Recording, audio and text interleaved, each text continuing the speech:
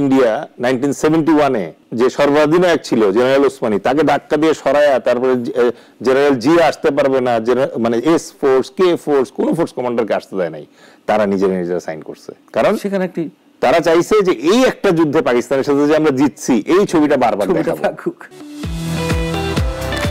দুই দেশের সামরিক শক্তি, আপনি তো সামরিক যুদ্ধ নিয়ে অনেকগুলো বইও লিখেছেন, নিশ্চয়ই আপনি জানেন যে আসলে পারমাণবিক শক্তির দিক থেকে সমান সমান হলেও আমরা জানি যে সামরিক শক্তিতে দুই দেশের মধ্যে অনেকটাই তফাৎ রয়েছে।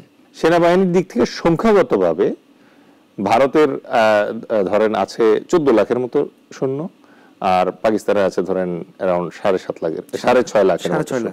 আর এছাড়াও ধরেন যুদ্ধ লাগলে রিজার্ভ বাহিনী যেগুলো আছে ওগুলোর সংখ্যাও ভারত আগায় আছে, কারণ ভারতের দেশের সাইজ বড়, ভারতের জনসংখ্যা বেশি, বাজেটও অনেক বেশি, প্রায় $14 বিলিয়ন মতো বাজেট আছে ওদের, সামরিক বাজেট। তো তার মানে কি আর্মির দিক থেকে ওরা কিন্তু আগায় আছে। 2 নম্বরে হচ্ছে নেভি তো পাকিস্তানের চেয়ে ইন্ডিয়া আগায় আছে।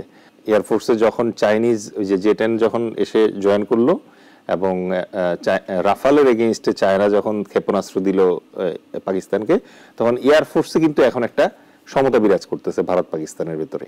এবার আসি হচ্ছে নিউক্লিয়ার সক্ষমতায়।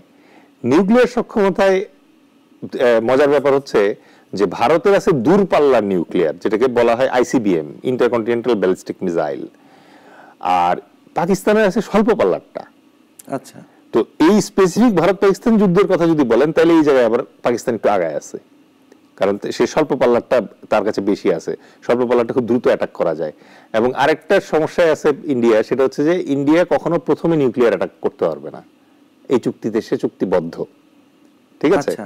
পাকিস্তানের ধরনের চুক্তি মেনে অবশ্য যুদ্ধ করতে হবে। যুদ্ধ তো আপনার কিছু আইন মানতেই হবে, আইন না মেনে যুদ্ধ হবে না, তাহলে তো তখন এটা হয়ে যাবে ওই যে মিলিশিয়াদের মানে ফাইট। বাট পাকিস্তান আবার এই চুক্তিতে সাইন করে নাই। পাকিস্তান চাইলে ফার্স্ট অ্যাটাক করতে পারবে পারমাণবিক বোমা নিয়ে। তো এই প্রেক্ষাপটে আর ডক্ট্রিনের কথা যদি বলেন, ভারতের একটা সুবিধা আছে, ওরা যে কোল্ড ডক্ট্রিনে আগায় সেটাতে হচ্ছে যে একটা টাইম ওরা ধরেন কয়েকটা ফ্রন্টে যুদ্ধ করতে পারে। যেমন ধরেন পাকিস্তান ফ্রন্টে যুদ্ধ করলো, আবার ওর শখ হইলো বাংলাদেশ ফ্রন্টে একটা যুদ্ধ শুরু করে দিল ইস্টার্ন কমান্ড দিয়ে, আবার কাশ্মীরের দিকে অথবা অরুণাচল যেটা আছে সেদিকে আবার চায়নার সাথে একটু করতে সে চাইলে পারে। আবার একই সাথে পাকিস্তানের সাথেই যে তার যে বর্ডার আছে, এই বর্ডারে বিভিন্ন জায়গা দিয়ে সে অ্যাটাক করতে পারে এবং এটা খুব র্যাপিডলি করতে পারে। এটা একটা ওদের ডক্ট্রিনাল সক্ষমতা। ওয়্যারএজ পাকিস্তানের অ্যাডভান্টেজ হচ্ছে সে আবার প্রতিরক্ষার যুদ্ধে খুব ভালো। সে যখন কোথাও প্রতিরক্ষা করে, মানে অ্যাটাকে না গিয়ে যে সে যদি প্রতিরক্ষা যুদ্ধ করে, তাহলে সেটাতে খুব ভালো। আর যুদ্ধের নিয়ম অনুযায়ী আপনি একজন সৈন্যকে যদি পরাস্ত করতে চান, তাহলে আপনার 3 জন সৈন্য থাকতে হবে।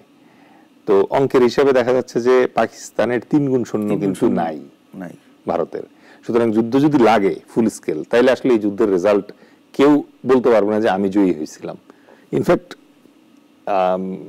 1971-এর যুদ্ধ ছাড়া বাকি যে 3টা কাশ্মীর নিয়ে যুদ্ধ ওরা করছে, তাদের একটাতেও কিন্তু কেউ যে পরিষ্কারভাবে জয়লাভ করেছে সেটা বলতে পারেনি। এই জন্যই ইন্ডিয়া 1971-এ যে সর্বাধিনায়ক ছিল জেনারেল ওসমানী, তাকে ধাক্কা দিয়ে সরায়া তারপরে জেনারেল জি আসতে পারবে না, মানে এস ফোর্স, কে ফোর্স, কোন ফোর্স কমান্ডারকে আসতে দেয় নাই, তারা নিজেরা সাইন করছে। কারণ সেখানে একটি তারা চাইছে যে এই একটা যুদ্ধে পাকিস্তানের সাথে যে আমরা জিতছি, এই ছবিটা বারবার দেখাবো।